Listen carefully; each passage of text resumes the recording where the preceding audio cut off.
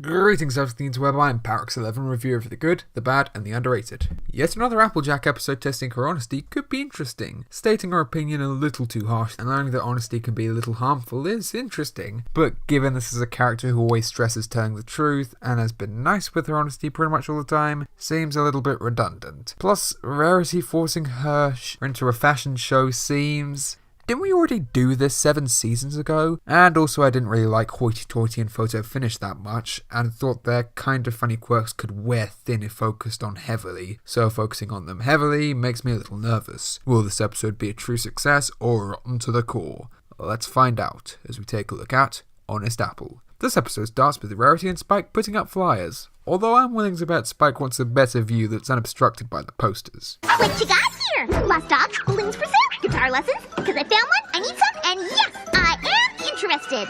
Pinky, I had enough of your randomness and rock-solid friendship. Could you at least be funny next time you get weird? Rarity's putting together a show for upcoming designers. Nice that she's giving a chance to ponies that she was in the position of 7 seasons ago, and make their start easier. As well as bringing back hoity-toity, photo finish, and Applejack to judge. And given her surprise reaction, Rarity neglected to tell her friend about this. Lovely. I admit, Applejack is an unorthodox choice, but that is precisely what makes her an inspired choice. Most illogical. She isn't a fashion expert. Still doesn't make any sense. Scary that Pinky's the most logical one there. Sometimes we designers forget about practicality. That's where you come in. Because the only piece of clothing she wears is her hat. My closet's nothing but 20 versions of this hat. Ha! Take that, Applejack's hat being her parents' headcanons! Rarity asks AJ to sleep on it, forgetting her green isn't your colour lesson, to not pressure your friends into things. Still, it's been 7 seasons, so I'll cut her some slack. It sounds like fun getting to see all those pretty outfits. Well, you're the exception in our family, Sugar Cube. You know about that kind of stuff. How? She regularly wears as much clothing as you. AJ reasons her practicality view may be useful, but still doesn't want to go, until she gives Applebloom advice on her unpractical hat. How incredibly convenient! She agrees just as the other judges arrive. Wait, I already used that joke, didn't I? We missed you at Miss Pommel's debut in Manhattan last week. Miss Pommel is showing? Oh yeah, we still can't say Miss Pommel's first name. Oh hell no, with all the copyright claims Hasbro's given me, I'm not risking it. She laughs at a disco ball dress, the only one realising how ridiculous it looks, as photo finish acts as overly dramatically as the DCEU fanbase. I faint! Maybe the first sign that you're a little out of your depth, AJ? The designers are introduced. Lily Lace, who's basically Fluttershy as a unicorn with the voice of Lumpy Space Princess. And I wanted to capture not so much the bird's song exactly, but more like how the wind carried the bird's song. Oh my glob. Starstreak, who's a hipster, and Inky Rose, who's basically a Pegasus Maud with an extra dose of Raven thrown in. To ponies like me, it's still black. And haven't you heard? Orange is the new black. Applejack then suddenly reaches Kanye West levels of arrogant with the fashion experts. Why is it that some of the writers mistake Applejack for being an idiot? Is it because she's southern or a farmer? I know she's out of her depth, but she's acting awfully blind to how she's hurting the feelings of the contestants, and she's been shown to be rather emotionally savvy in the past. She then thinks the contest is going well, despite her being critical of the outfits, while Rarity goes all AC/DC on her ass. And it's awesome! Why do I suddenly hear Mr. Left Turn squeeing? If buttons could convey sadness, you've done it. Then it suits this episode. And as a trench coat wearer, I find Applejack's button complaints offensive. She then doesn't like feathers, something that could provide decent insulation and does look nice, and shakes them off. I'm sure the bird that either got shot or plucked, most likely the latter in this universe, is very thankful to you wasting its feathers, AJ Hole. Then with Bowie Light, it's the judges' turn to act like morons. This one. No, this one! Ooh, both good choices.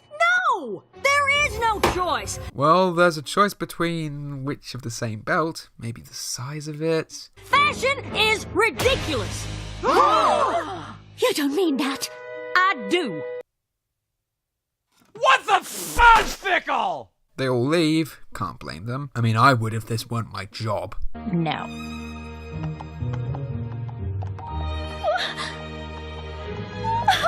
What? I was just being honest. The truth hurts, doesn't it? Rarity rightly berates Applejack, although I beat her to it, taking her to a Pegasus who doesn't like apples. They're crunchy, they're sweet, they're delicious. They're not strawberries. Fair point. Apples are better than strawberries. Only if by better you mean better at being disgusting. You'd better apologize. It's like looking into the comment section of an argument of which Full Metal Alchemist series is better. By the way, it's Brotherhood. Applejack then realises that the hard work she put into farming is comparable to the work of fashion. This would be a good moment, if not for this moment in Canterlot Boutique. I know hard work when I see it, and it looks like you worked your hooves to the nub. She was already able to recognise hard work, even related to fashion. I'm surprised she isn't lying her plot off this story so aggressive for her. I'm a real rotten apple.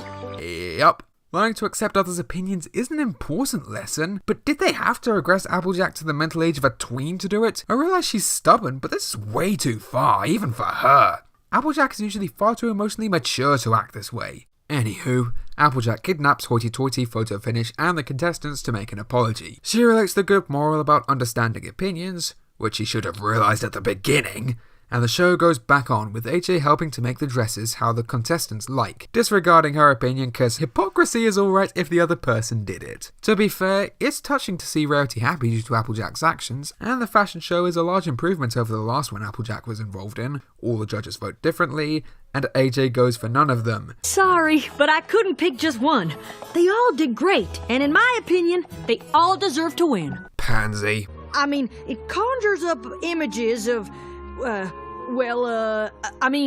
that? No, I totally messed that one up. It's ghastly. oh, thank goodness.